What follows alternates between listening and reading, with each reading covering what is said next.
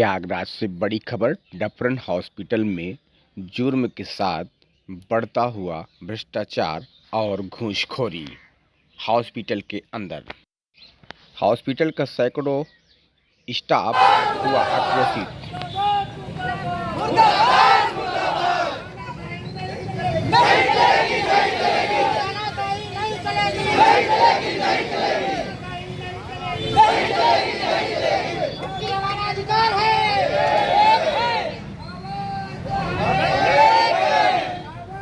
Dufferin hospital Prayagraj.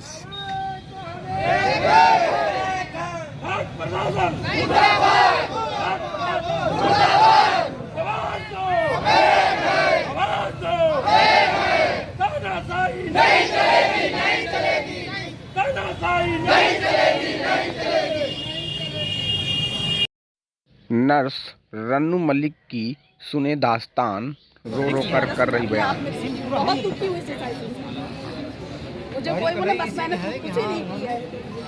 मैं mayor के पास गई, उन्होंने अपनी साइन के साथ दिया कि जिनका जहाँ पर काम है नियम अनुसार किया जाए, लेकिन इन्होंने उसको देखने से भी इनकार कर दिया, वहाँ तक जा ही नहीं पाया लेटर मेरा।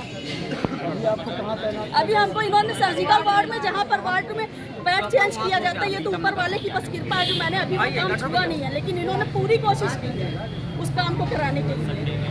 5 वर्षों से 2019 से अग्नि परिधि से मैं आई थी और मुझको ओपीडी मिला था। ओपीडी में जैसे कि था कि पेशेंट बराबर से लाइन में हर कमरों के सामने हो, गेट के सामने गाड़ी ना खड़ी हो, हस्बैंड अगर उनके आए हैं तो बाहर वेट करें, ज़रूरत पड़ने पे हम बुलाएंगे, कहाँ कहाँ क्या हो रहा है सारी जानकारियाँ देते थे।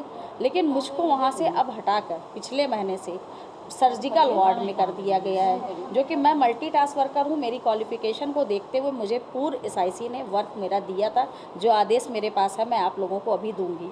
लेकिन इन्होंने यहाँ पर सर्जिकल वार्ड, जहाँ पेशेंट आता है ऑपरेशन के बाद और टोटल पूरा काम करना होता है, जो काम मेरे उसमें नहीं आता, इन्होंने मुझसे वो काम लिया है। अच्छा, आज ये जो मामले को लेकर के सारा स्टाफ इनसे खपा है, उसका क्या? उनका रीज़न ये है कि वो किसी को छुट्टी नहीं देती हैं। लोग घर परिवार चाहे मर जाए चाहे जी जाए, सीएल हो मेडिकल हो, हम लोगों में तो खैर सीएल और मेडिकल ही नहीं दिया जा रहा है, हम लोगों की सीएल और मेडिकल रद्द कर दी गई है। लेकिन जो हमारे कुछ स्टाफ हैं जिनकी है उनको भी नहीं दी जा रही है। मैट्रन मैम के पास जाया जाता है तो वो बोलती हैं कि ये एसआईसी मैम पास जाइए, कोई समस्या होती है एसआईसी मैम के पास जाते हैं तो वो बोलती हैं कि मैट्रन ने किया है। अच्छा, मैडम तो कह रहे थे, उससे पूछा गया तो मैडम कह रही थी कि सारे स्टाफ के लोग दलाली करते हैं। अब मैं यहाँ पे आकर के अब मैं ये कहना चाहूँगी कि वहाँ पर तो मुझसे 100 बार बुलवाया जाता था माइक पर कि यहाँ पर सारा काम बार बार आप बोलती रहेंगी हर 10 मिनट पे कि निःशुल्क है निःशुल्क है, और मैं बोलती थी। मेरे समय में कोई एक चवन्नी की दलाली वहाँ पर नहीं होती थी, इसीलिए मैं अपनी आशा बहनों से बुरी थी।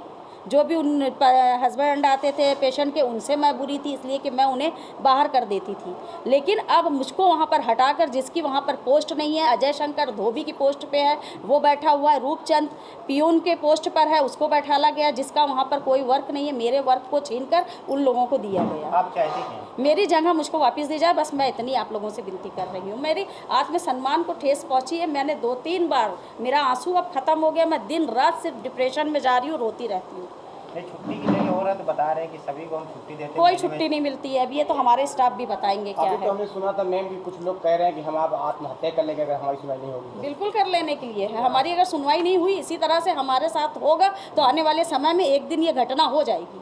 इसलिए कि जहाँ पर मेरी, जी हाँ बिल्कुल, मैं सुसाइड करने के लिए एकदम तैयार हूँ, और इसको मजाक के वे में ना लिया जाए। मेरी अंदर से आत्मा रो रही है और मैं हर समय रो रही हूँ, और अंदर से शराब निकलने के अलावा कुछ नहीं हो रहा है। तो आज तो सारा स्टाफ ही आपको रो रहा था। मैं तो अंदर से सब्र कर रही थी, रो रही थी, लेकिन आज उन्होंने अति कर दी है। उसके बाद का परिणाम आप लोग देखिए। अपना परिचय। रन्नू मलिक, अग्नि परिधि।